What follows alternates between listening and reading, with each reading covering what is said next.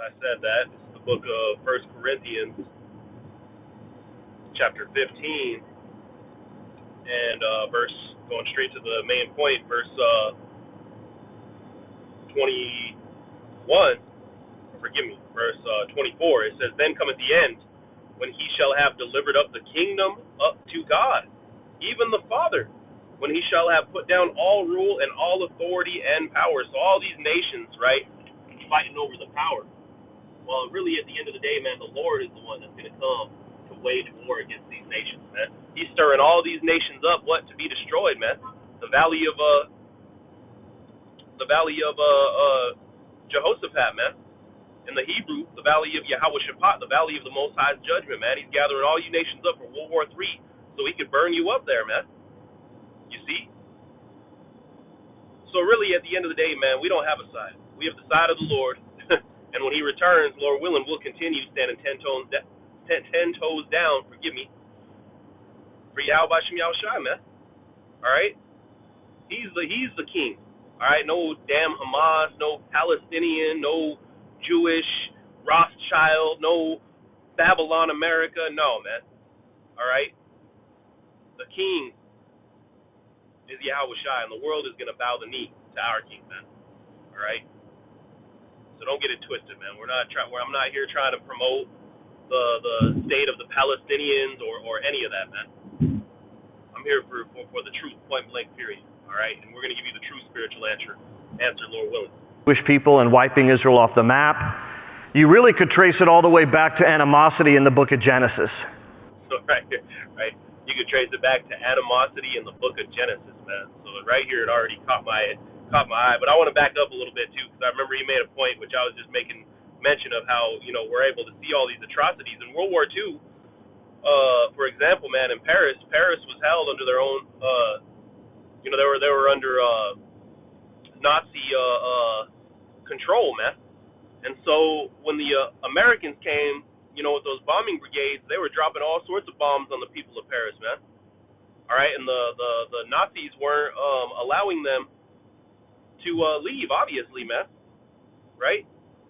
The Nazis were not allowing anybody to leave or come in. So you had really a similar thing going on, man.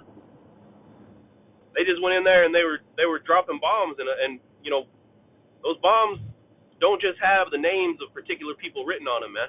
Those bombs come in and destroy everything, you see? Their own Palestinian people from exiting Gaza City. Have you been hearing this? Listen, by the way, what nation drops leaflets in the language of that nation and tells them in advance, you better get out, we're coming in for the bad guys? But that's what Israel's been doing. Right, so he's trying to justify some of the tactics that are taking place there, saying that, the Hamas isn't letting the Palestinians out, so that's why we went in there and bombed the hell out of them.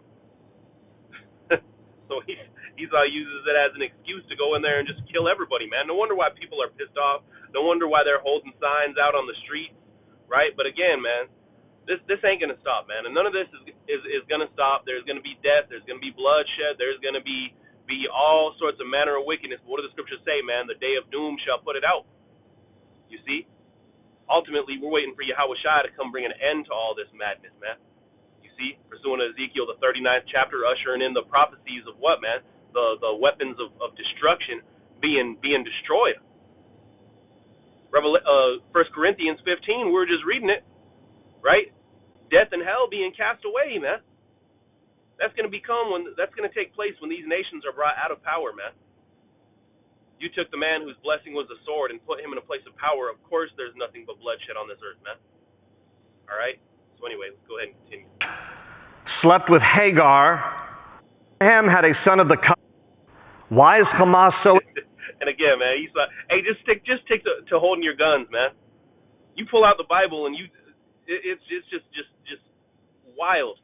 It's just as bad as seeing Jake pull out a gun and hold it all sideways as he shoots and the kick throws it out his hand, man.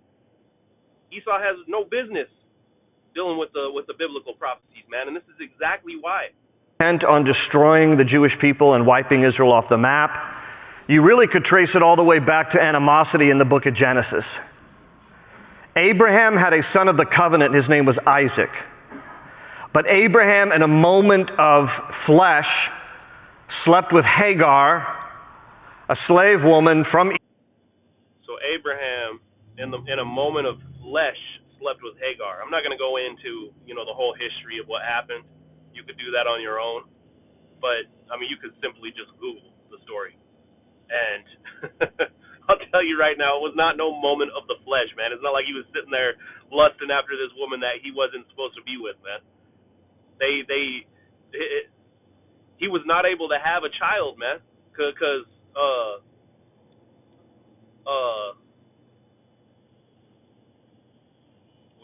was it Rachel? In fact, we might have to go into it, man.